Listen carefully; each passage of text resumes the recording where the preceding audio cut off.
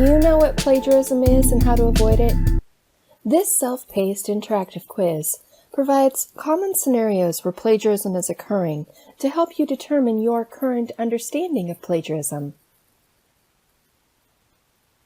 Scenario 1. Ginger is trying to make the evening deadline for her initial discussion post on the topic of homelessness, but she doesn't have much to say. She remembers a newspaper article she skimmed recently and decides to read it and use some of the information in her discussion.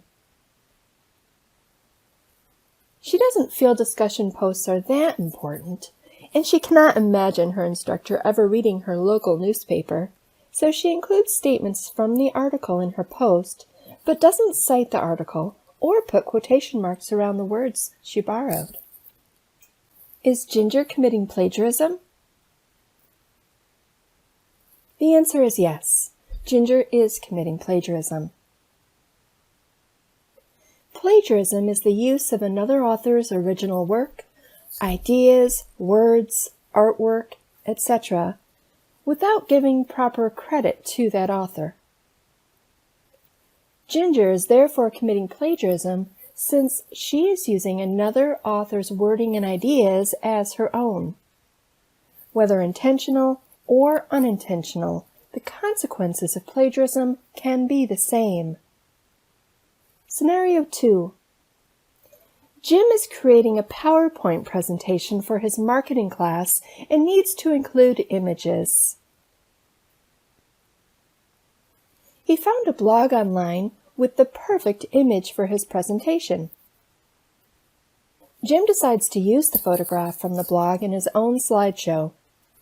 He doesn't cite the photograph since he doesn't consider a blog online a professional publication. Is Jim plagiarizing?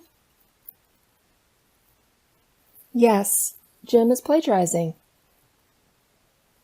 Any borrowed information and ideas, including images and artwork, should be cited adjacent to where they are being used in the discussion of your presentation or paper, and on a reference list.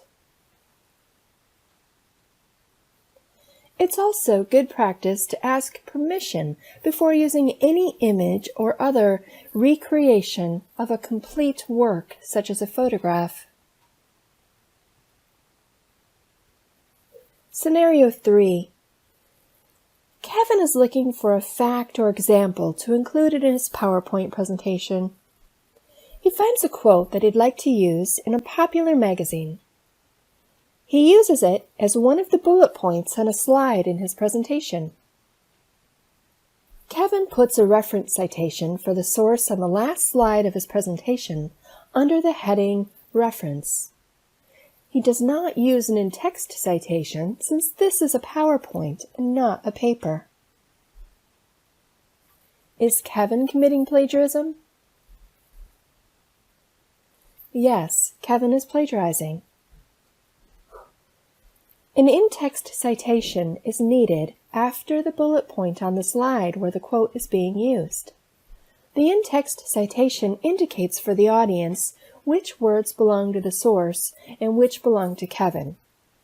In a PowerPoint, all borrowed words must be enclosed in quotation marks and cited in text on the slide and on a reference list slide. Scenario 4. In 2017, Sarah authored an article in an online publication. In paragraph 15 of the article, she stated, "Blogging is an opportunity to begin a dialogue with the world."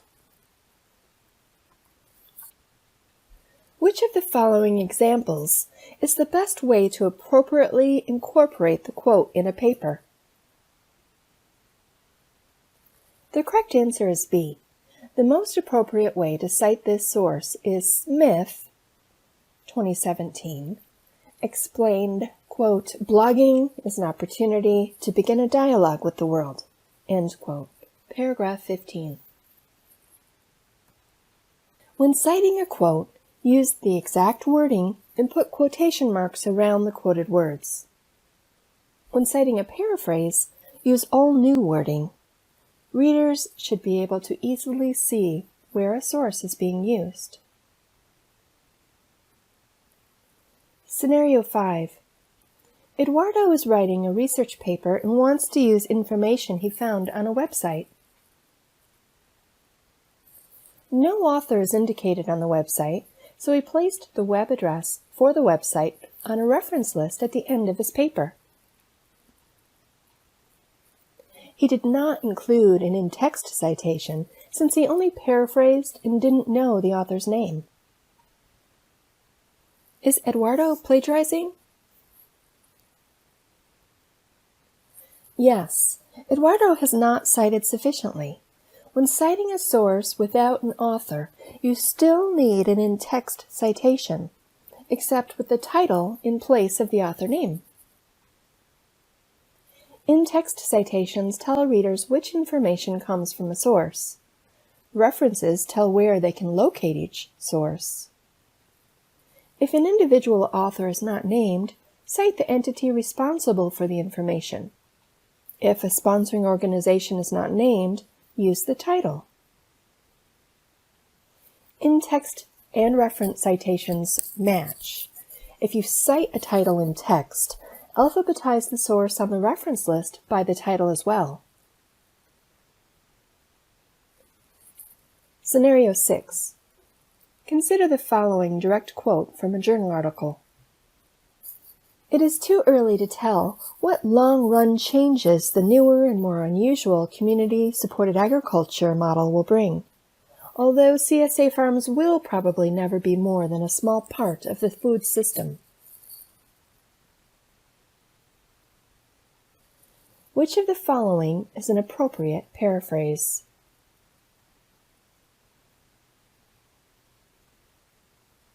The answer is C.